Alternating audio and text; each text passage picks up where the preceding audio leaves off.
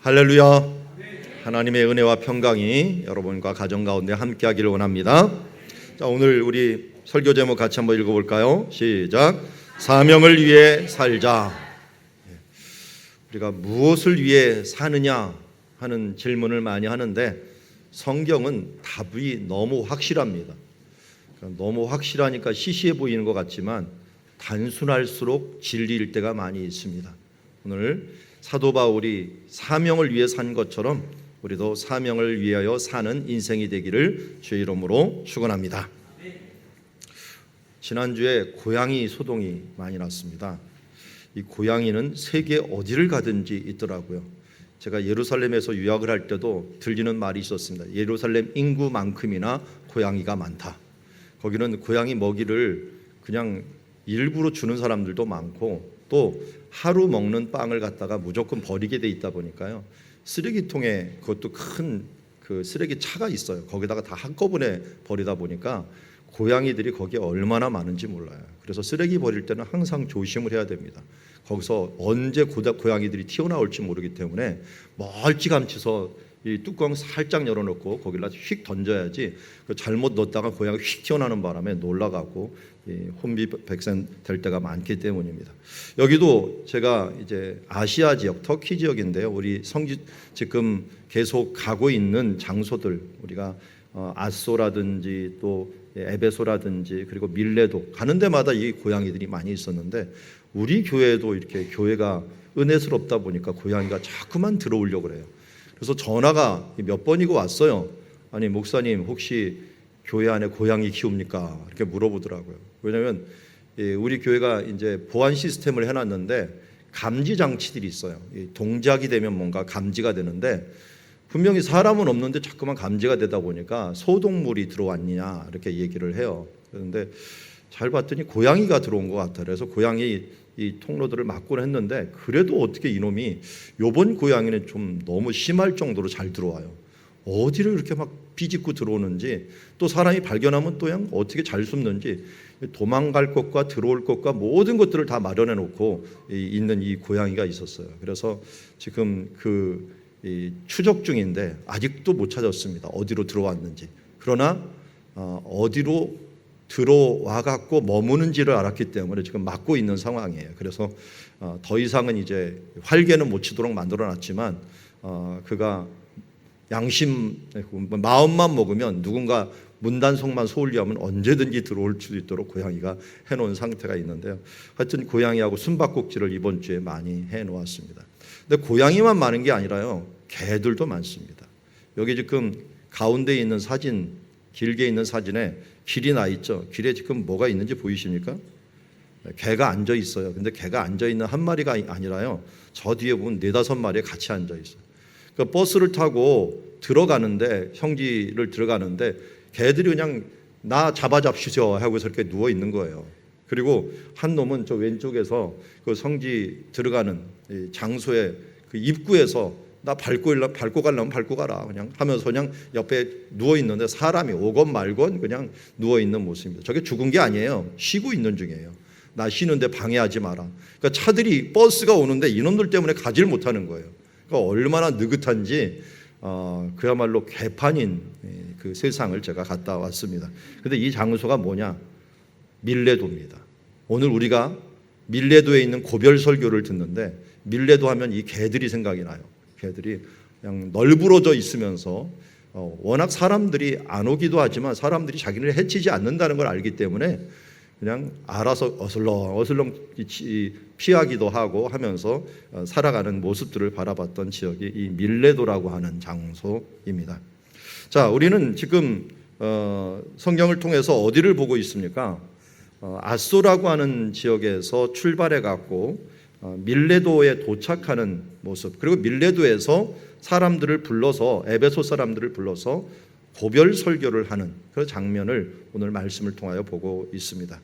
우리는 아소로 가는 길을 지난주에 보았고 아소에 가서 가는 길에 계획을 하고 또 돌아보기도 하고 그리고 예수님의 처음 만났던 그 사랑을 회복하기도 하는 그런 회복의 시간 또 정리의 시간 그리고 결단의 시간을 가졌던 것이 아소로 가는 길이었고 이 사도 바울 홀로 이 길을 갔다라고 하는 부분들을 보았습니다.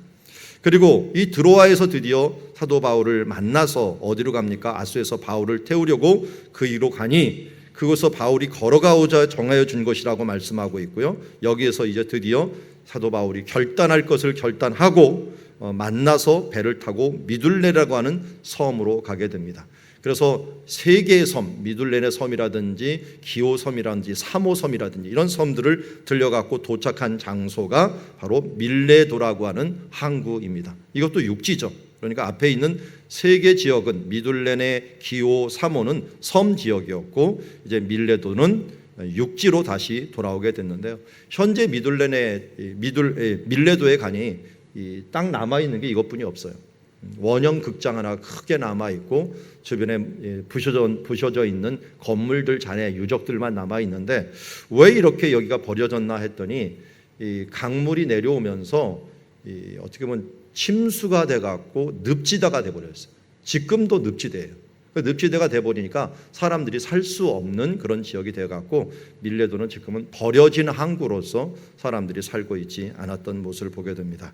이곳에서 사도 바울은 잠시 머물면서 사람들을 부르는데 원래 들려야 되는 지역이 어디라 그랬어요? 에베소였어요. 에베소가 속해 있는 에베소를 품고 있는 주가 무슨 주예요? 아시아 주입니다.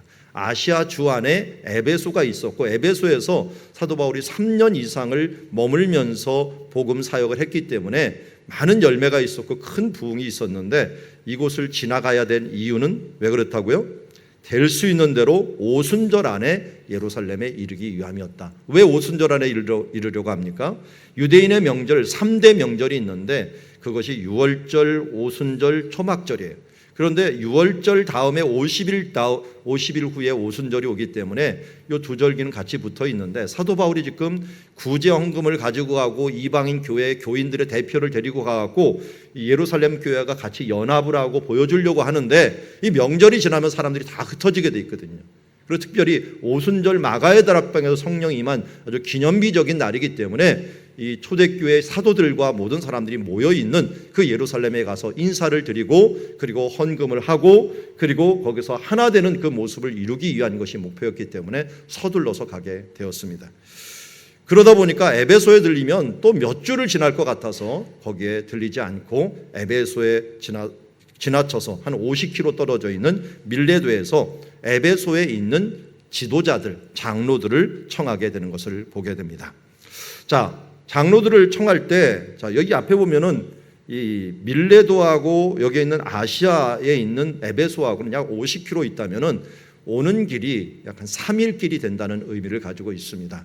한 사람이 걸을 수 있는 하루에 걸을 수 있는 거기 한 20-30km 되는데 되게 산이 있고 거친 들이 있다 보면은 한 20km 내에 걷게 됩니다. 그러다 보면 3일 길을 걸어와야 되는데 이 소식을 들었던 아시아의 장로들이 모든 것을 다 뒤로 하고 사도 바울을 만나는 것을 우선순위로 두고 그를 만나러 오는 모습을 보게 됩니다. 이 모습 하나로도 아시아에 있는 지도자들이 복음을 위해서 얼마나 헌신적이었는가 그리고 그 말씀을 듣는데 얼마나 열심이었는가 하는 부분들을 우리가 볼 수가 있습니다.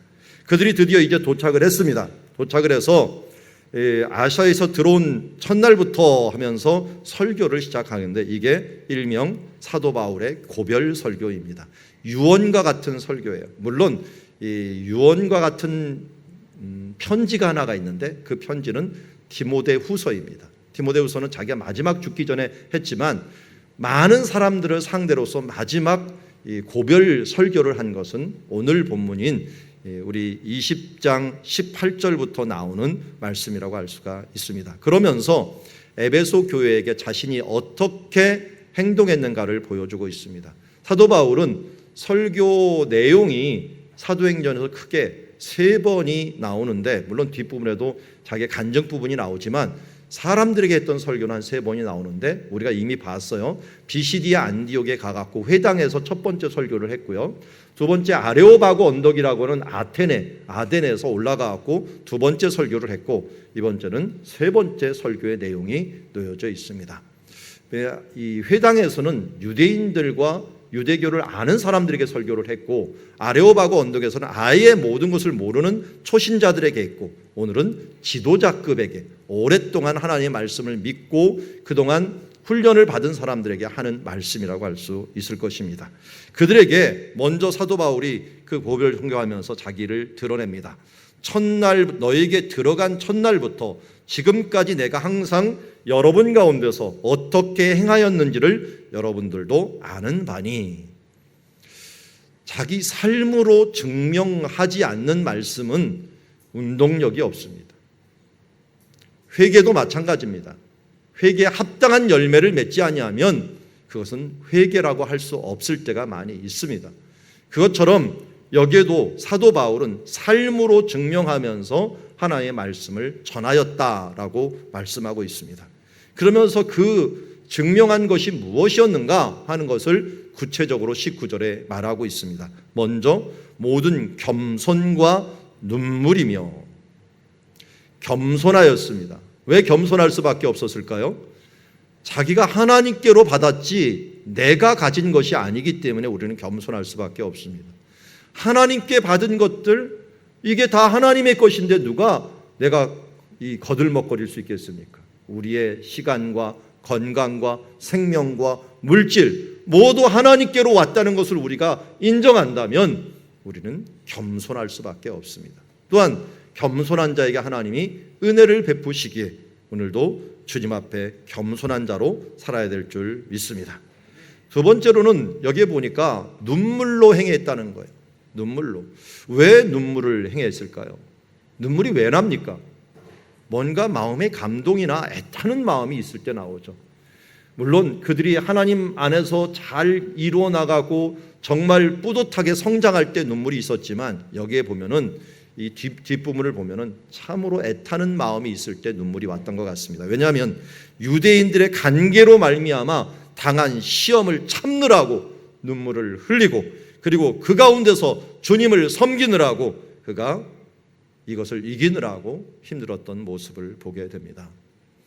그러면 이단이 아니고 바른 신앙을 가진 사람들과의 특징을 비교하라면 바로 이 모습에 다를 것입니다. 이단도 열심이고 이단도 뭔가 하나님 말씀 가지고 하고 있는데 과연 그들이 삶의 열매로 무엇을 보이느냐 하는 거예요.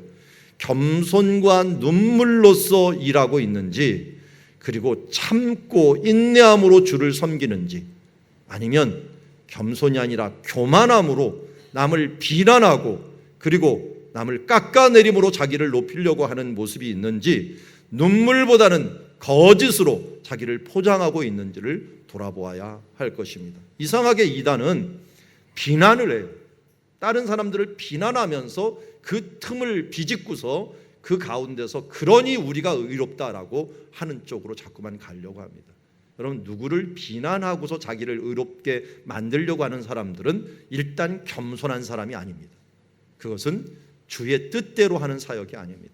이단들의 특징은 또한 거짓말을 시켜요. 뻔히 들통날 것 같다 거짓말을 시키는 것이 바로 이단들입니다. 여러분, 하얀 거짓말은 없습니다.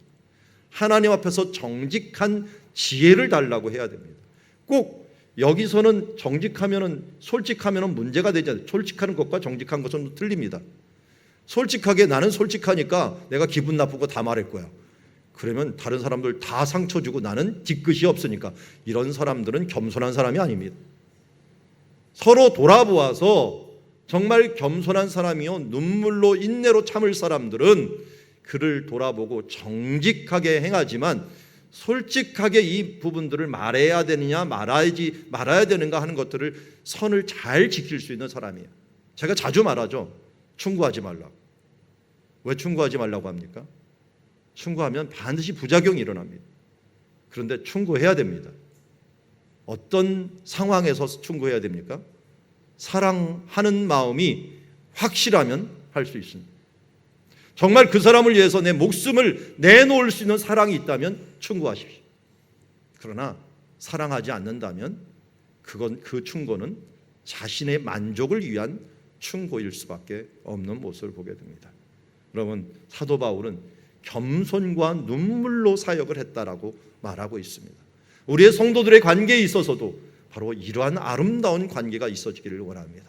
서로를 세워주고 또 겸손하며 눈물로써 애타는 마음으로 기도해주며 또한 그가 잘 되었을 때 감격의 눈물로써 그를 박수 쳐줄 수 있는 그런 사람들, 그런 공동체가 될 수 있다면 사도 바울이 그렇게 원했던 공동체를 이룰 수가 있는 것입니다. 그런데 에베소 교회가 이 말을 듣고도 몇십 년 뒤에는 왜곡이 되어서 첫사랑을 잃어버리는 교회가 되어버렸어요. 그래서 예수님께서 이 사도 요한을 통해서 요한계시록을 쓸 때 너희가 첫사랑을 잃었도다 하면서 에베소 교회에게 이 눈물을 잃어버린 교회가 되었도다라고 말하고 있습니다. 스펄전 목사님이 십자가의 설교를 하기 전에 눈물을 펑펑 흘렸다고 합니다. 사모님이 왜 이렇게 우냐, 은혜를 크게 받았나 보다 하면서 물어봤더니 그게 아니라 십자가를 보아도 내게 눈물이 안 나기 때문에 그게 깝깝해갖고 지금 울고 있다라고 이야기를 하는 모습을 들었습니다.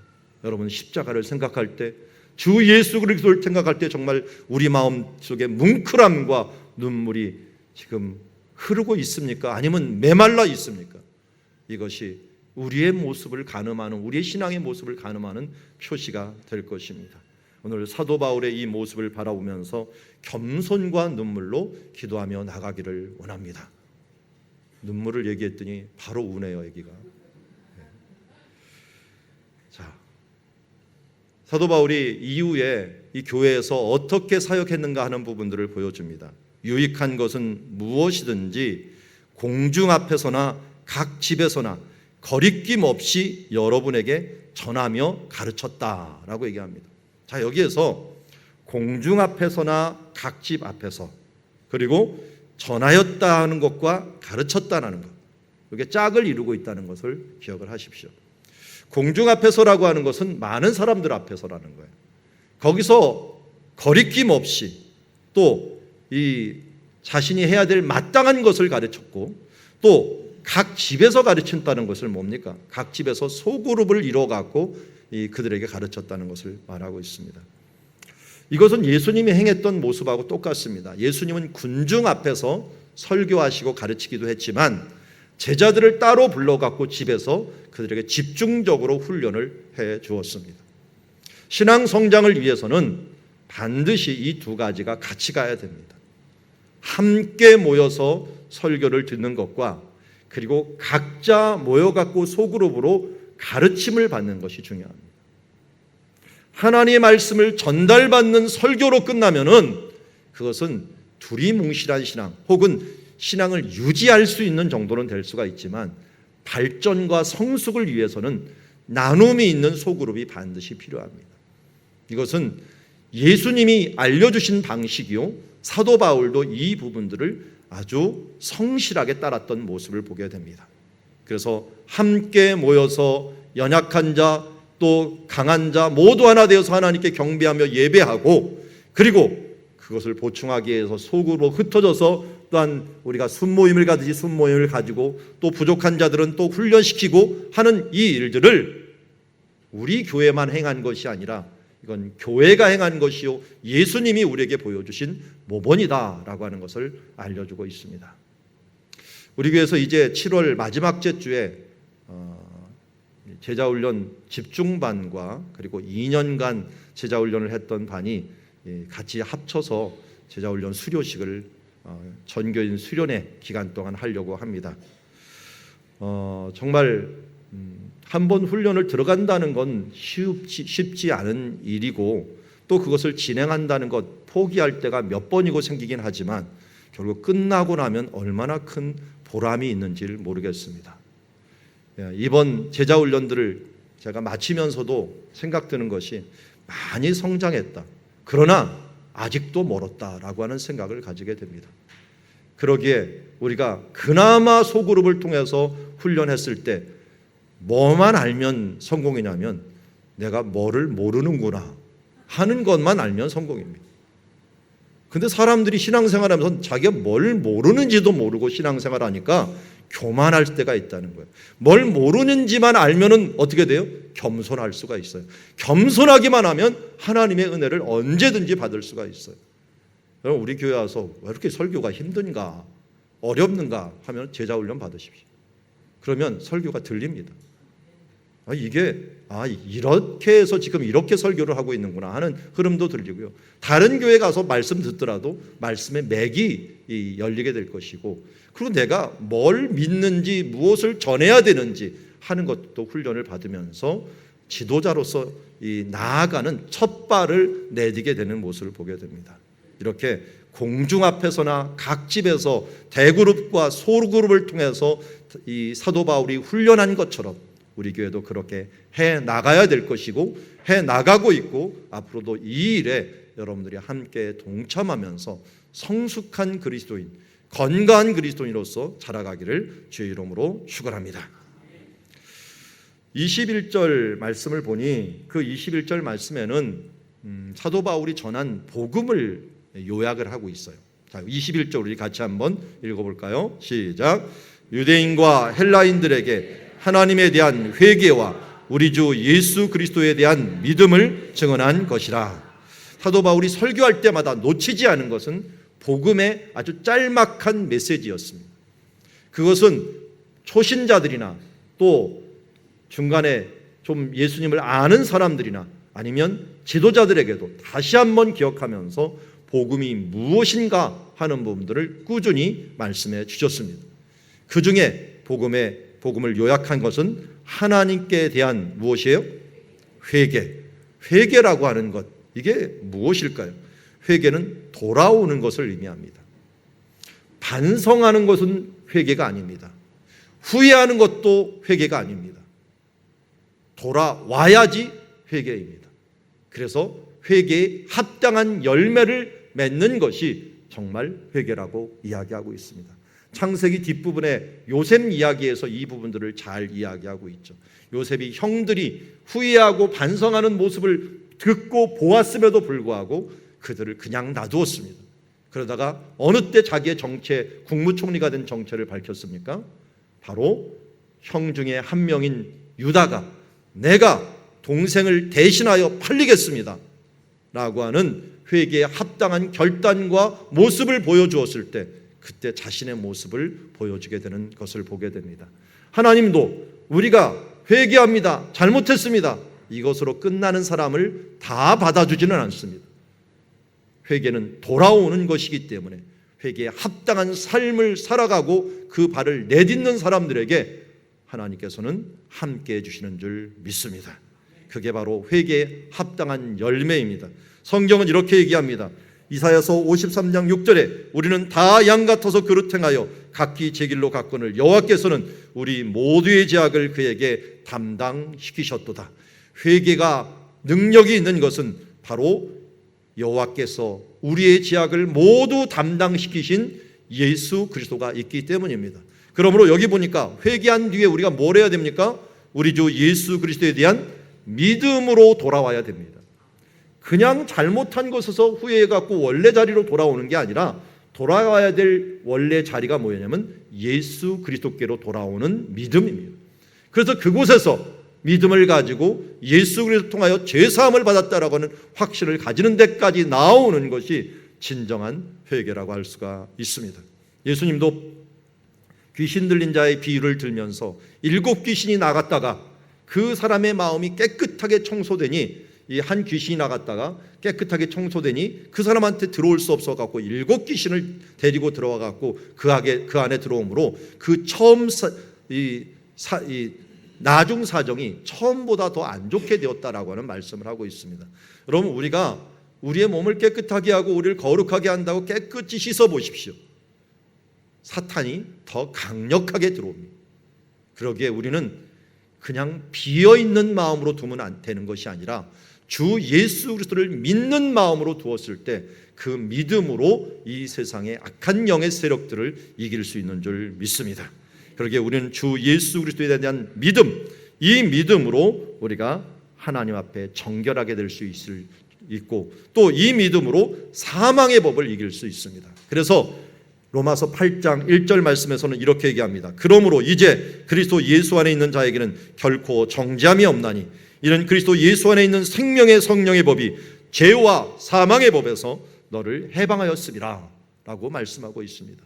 그렇습니다. 우리가 회개하고 돌아가야 될 고향은 주 예수 그리스도시요, 그 주 예수 그리스도를 믿는 믿음으로 돌아갈 때 우리가 죄와 사망의 법에 다시 얽매이지 아니하고 생명의 성령의 법에 자유함을 얻는 해방되는 하나님의 자녀로서 거듭날 수 있는 줄 믿습니다. 이것이 복음입니다. 이 복음 간단하지만 예수님께서 우리가 회개하고 예수님께로 돌아가면 우리의 죄를 위하여 죽으신, 우리의 죄를 담당하신 예수 그리스도의 보혈의 공로로 우리가 구원을 받고 그를 믿음으로 말미암아 죄와 사망의 법에서 해방되어 생명의 성령의 법으로 내가 해방된다는 이 진리의 말씀, 우리가 그것을 믿고 이 자리에 섰고 우리가 그것을 믿는 신앙의 공동체로 함께 있는 줄 믿습니다.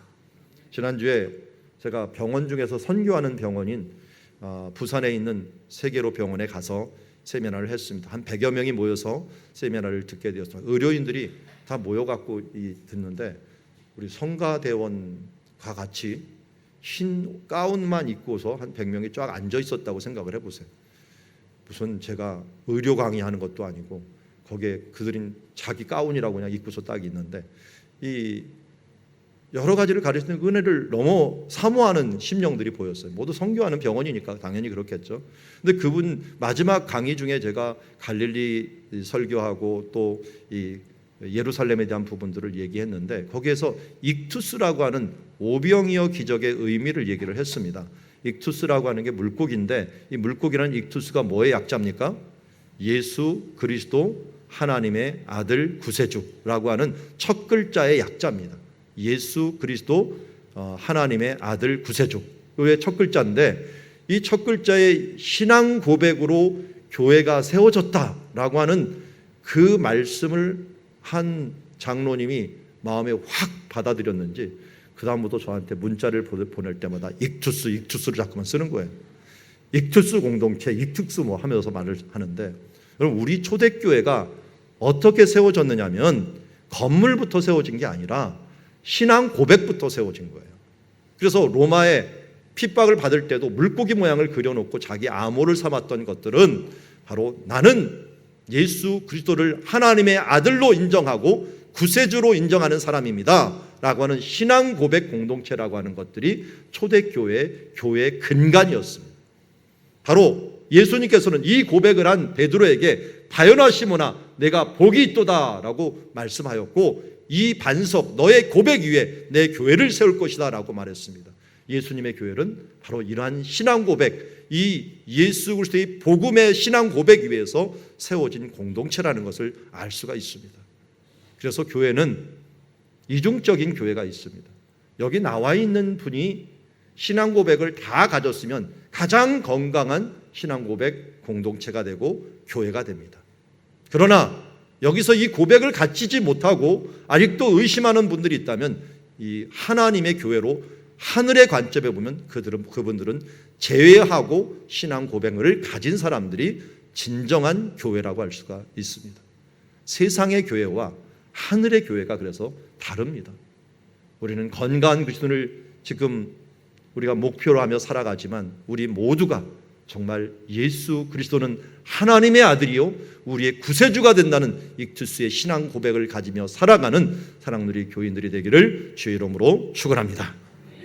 자, 이 말씀을 이제 과거에 에베소 교회에게 전하였고 이 말씀을 붙들고 지금 장로님들이 세워지게 되었습니다.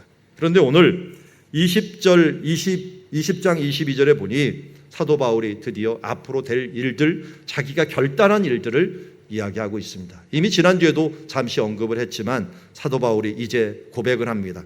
보라, 이제 나는 성령에 매여 예루살렘으로 가는데, 이거 비슷한 찬양이 하나가 있죠. 오직 주의 성령의 매여가 아닙니다. 사랑의 매여라고 했습니다. 그 찬양이 있는데 그거 비슷합니다.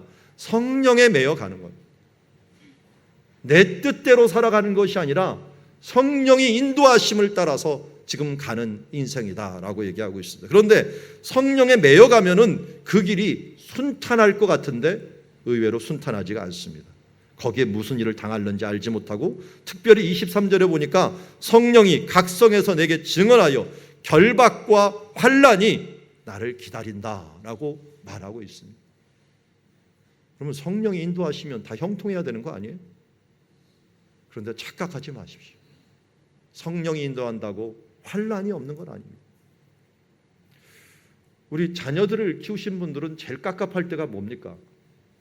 이걸 좀 이겨야지 그 다음 단계에 갈 수가 있는데, 그게 공부의 단계도 마찬가지죠. 시험을 볼 때 그때를 좀 넘어야 되는데 그 다음 단계를 가고, 또 특별히 대입을 지나갔고 그것을 이겨야지 그 다음 단계를 가는데, 이 단계가 이기려면 어떻게 돼요? 힘이 들어요. 고개를 넘는 것은 힘든 것처럼 한 단계를 넘는 게 힘들다 보니까 거기서 주저앉는 사람들이 너무 깝깝하죠. 사도 바울도 지금 놀라운 하나님의 일들을 이루기 위해서는 환난과 역경을 이걸 하나 이겨내야 되는데, 이번 예루살렘 여행은 정말 큰 위협이 있을 것이다, 생명의 위협까지 있을 것이다 하는 것들을 알면서도 그것이 성령의 인도하심이기 때문에 그 길을 갔습니다. 누가 생각납니까? 당연히 예수님이 생각나죠. 예수님도 동일했습니다. 어디에서 이런 씨름을 하셨습니까? 겟세마네 동산에서. 겟세마네 동산에서 이 고난을 향하여 몸부림치며 나아갔습니다. 어떻게 보면 사도 바울은 그의 길이 겟세마네 동산길과 같은 길이었습니다. 아버지여, 당신의 뜻이라면 이 잔을 좀 내게서 좀 물러가게 해 주시옵소서. 이 고난의 잔을 물러가게 하옵소서. 그러나 내 뜻대로 마옵시고 아버지의 뜻대로, 내 뜻대로 마옵시고 성령이 인도하시는 대로 행하여 주시옵소서 하는 모습으로 기도했기에 우리의 구원이 이루어질 수 있었고, 사도 바울이 이렇게 역경과 고난을 맞섰기에 로마까지 복음이 전파되고, 로마에서 유럽으로, 유럽에서 미주로, 미주에서 우리나라까지 복음이 전파되는 하나님의 은혜가 있지 않았겠습니까? 여기서 이 길을 넘지 못했다면, 성령의 매임을 따라 가지 않았다면 복음이 막히고 또 한 번 큰 어려움 가운데서 뭔가 흐름이 막히는 결과를 가져왔을 것입니다. 우리도 이제 하나님의 나라의 일을 함에 있어서 조금 어렵다고 뒤로 물러서지 마시고, 그것이 성령의 인도하심인가 아닌가를 바라보면서 하나님의 인도하심이라면 언제든지 내가 목숨 걸고 갈 수 있는 그런 모습이 있어야 될 줄 믿습니다. 그 결단이 바로 24절에 나오는 말씀이라고 할 수 있을 것입니다. 우리 24절 같이 한번 읽겠습니다. 시작. 내가 달려갈 길과 주 예수께 받은 사명, 곧 하나님의 은혜의 복음을 증언하는 일을 마치려 하면은 나의 생명조차 조금도 귀한 것으로 여기지 아니하노라. 아멘. 자, 사도 바울은 지금 경주자처럼 얘기합니다. 달려갈 길. 그 달려갈 길이 뭐라고 얘기합니까? 빨간색으로 되어 있죠. 달려갈 길이 뭐예요? 사명. 자기가 달려가야 될 것이 뭐냐? 그게 바로 사명의 길이라고 얘기합니다. 사명의 길로 내가 달려가고 있는데, 근데 그 사명은 누구한테 받았다고요? 주 예수께 받은 사명입니다. 예전에 보면은, 지금 별로 그런 말 안 하는데, 너 비전이 뭐냐라고 얘기를 자주 물어봐요. 아이들 비전을 자꾸만 나도 모르게 막 직업으로 한정을 짓는 때가 많아요. 그럼 우리 인생을 살아보니까 직업이 내 비전입니까? 직업은 비전을 향한 하나의 수단입니다. 수단인데 그 직업은 언제든지 바뀔 수 있는 건데, 그 직업을 비전이 있냐? 사람들의 너는 뭐가 될 거냐? 내 비전이 뭐냐? 너는 무슨 직업을 가질 거냐? 네 비전이 뭐냐? 하는 것과 동일하게 여길 때가 많이 있어요. 왜냐하면 그런 대부분의 비전들은 자신이 가지는 것입니다. 그리고 부모들이 주는 때가 많아요. 그리고 세상이 주는 비전들이 많아요. 잘 먹고 잘 살기 위해서. 그런데 비전이라고 하는 것, 사명이라고 하는 것, 미션이라고 하는 것, 이것은 주 예수께로 받는 것입니다. 하늘로부터 받는 것이기에 우리가 하나님의 말씀으로 우리 마음에 점여들 때 그것이 나의 사명인 것입니다. 아직도 사명이 없습니까? 조금만 내 뒤를 돌아보십시오. 하나님께서 나를 인도해 주신 것이 보일 것입니다. 그러면 그 인도함에 따라서 나를 이렇게 이끌었구나 하는 것을 깨닫고 그 사명, 주 예수께 받은 사명을 행하여 나아갈 때 정말 후회 없는 인생을 살 수가 있습니다. 속도보다 중요한 것, 실력보다 중요한 것, 그것은 방향입니다. 우리는 어떤 방향을 향하여 나아가고 있습니까? 주 예수께서 주신 그 방향, 그 사명을 위하여 나아가는 것이야말로 후회함 없는 인생이 될 것입니다. 그 사명은 사도 바울이 받은 사명, 그것이 뭐였습니까? 곧 하나님의 은혜의 복음을 증언하는 일이었습니다. 복음을 증언하는 것. 그런데 이 복음은 어떤 복음이었느냐? 하나님께로 나온 은혜의 복음이었다라고 말합니다. 그러니까 복음을 우리가 전하고 행할 때, 복음을 내가 받았다, 하나님의 예수 그리스도를 믿고 구원받았다라고 하는 것에 그 수식어는 반드시 하나님의 은혜라고 하는 것이 붙어 있습니다. 하나님의 은혜. 우리가 공로로 구원받은 것이 아니라 믿음으로 구원받았어요. 저는 우리들이 정말 태어날 때는 다르게 다 태어나고 또 다른 곳에서 태어날더라도 죽을 때는 같은 곳에서 만났으면 좋겠어요. 하늘 중심에서 만났으면 좋겠습니다. 주 예수의 보좌의 은혜의 보좌 앞에서 함께 만나 찬양하였으면 좋겠습니다. 이번에 이제 그 주초에 병원에서 집회를 가져오면서 몇 분하고 굉장히 친하게 되었어요. 그리고 저 리더 모임이 있는데 그 리더 모임에 그분들도 들어오겠다면서 같이 자청을 해주셨습니다. 그러면서 제게 무슨 생각이 들었냐면, 나하고 친한 사람, 오래 있던 사람, 그리고 나에게 잘해주는 사람이 끝까지 같이 가는 사람이 아니라 같은 방향을 쳐다보는 사람이 같이 가는 사람이구나 하는 것을 알게 되었습니다. 그럼 우리가 주 예수께 받은 사명을 향하여 가는 사람들은 언젠간 만나요. 어디서 시작을 했는지 모르지만 언젠간 만나는데 그 만날 때 정말 친합니다.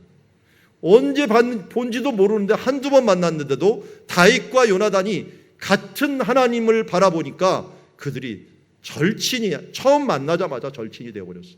왜요? 그는 전능하신 하나님, 만군의 여호와, 그분이 행하신다는 것을 믿고 바라봤던 두 사람이었거든요. 오늘도 우리도 마찬가지입니다. 억지로 친구를 새기려고 하는 것이 아니라, 명함을 주고받고 억지로 관계를 가지려고 하는 것이 아니라, 내 길을, 하나님이 주신 내 길을 꾸준하게 성실하게 가다 보면은 어느새 내 옆에 함께 가는 사람들이 생겨서 그들이 중마고보다 더 친하고 생명을 같이 하는 친구들이 될 것입니다. 여러분들이 봐도 저를 사귄 분들은 제가 조금 관계에 있어서 문제가 있는 사람인 거 보이죠? 뭔가 친절하지도 않고 사근사근하지도 않고 보면은 사람들하고 이렇게 사귐을 좋아하는 사람도 아니에요. 저는 하나님이 저를 이곳에 세우셔가지고 정말 이끌어 주시니까 하지, 말을 많이 하면 에너지가 굉장히 뺏기는 사람이에요. 듣기는 좋아하는데 말하기 시작하면은 금방 피곤해져요. 힘들어져요. 그러니까 그런 사람이 무슨 말을 많이 하고, 또 제가 삼형제 중에서 자랐는데 또 우리 어머님이 대장부 같아요. 그러니까 사근사근한 걸 못 배웠어요. 그러니까 남자들 분위기에서 살아가다 보니까 막내인데도 불구하고 막내 같지가 않은 그런 삶들을 살아왔습니다. 그러다 보니까 이런 사귐이 잘 되지 않는데 이걸 하나님이 나를 어떻게 이 목회자를 세우려고 하는가 하고, 그게 가장 고민이 됐던 사람 중에 하나였어요. 그런데 어느새 제 주변에는 사람들이 많이 생겼어요. 정말 열렬 팬 같은 사람들이 많이 생겼어요. 왜 그런가 봤더니 같은 곳을 바라봐요. 하나님의 나라를 바라보고 그 사명을 위해서 달려가는 사람들이 어느새 같이 옆에 서갖고 걸어가는 모습, 수십 명이 함께 지금 걸어가는 모습, 수백 명이 함께 호흡을 맞추며 걸어가는 모습들을 보게 됩니다. 여러분, 주 예수께 받은 사명을 하여 달려가십시오. 그러다 보면 정말 생명을 함께 나눌 친구들이 있을 것입니다. 같이 걸어갈 것입니다. 왜냐하면 하나님의 은혜로 그들도 은혜를 경험한 사람들이 은혜를 바라보면서 나아가고 있기 때문입니다. 아브라함이 행위로 구원받은 것이 있다면 자랑할 것이 있거니와 그러나 하나님 앞에서는 없다라고 말씀하고 있습니다.